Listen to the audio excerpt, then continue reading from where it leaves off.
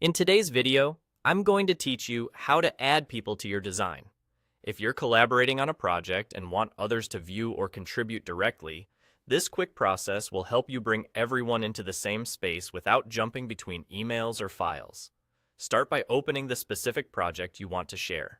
Make sure you're inside the design itself so you're sharing the right file, not just the folder or a different draft. Taking a moment to confirm you've got the correct project open can save you from accidental sharing later. Once your design is open, look to the top right corner of the screen for the Share button. It's usually easy to spot and sits alongside other common actions. Click that Share button to open the sharing options. A panel or pop-up will appear, and inside it you'll see a field designed for inviting others. Click directly into that field. This is where you can add people by typing their name, selecting a group or class, or entering an email address. If the person you're adding already uses the platform, start typing their name and choose the right match from the suggestions that appear. If your organization uses groups or classes, you can add those too, which is perfect when you want everyone in a team or a classroom to access the same design at once.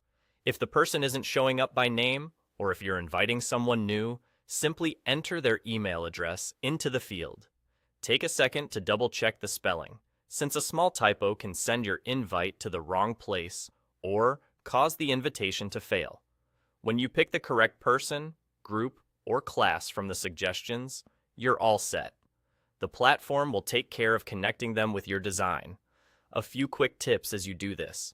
If you see multiple people with similar names, rely on profile indicators like an avatar or organization tag to choose the right one. When inviting a group or class, remember that everyone in that group will gain access, so it's a good way to avoid adding people one by one. And if someone mentions they can't find your design after you've added them, ask them to check their account notifications or the project list. They should see it appear there. That's the whole process. Open your project, click Share at the top right, use the invite field, and add people by name, group or class, or email. Once you've done that, your collaborators can jump in and work with you right away.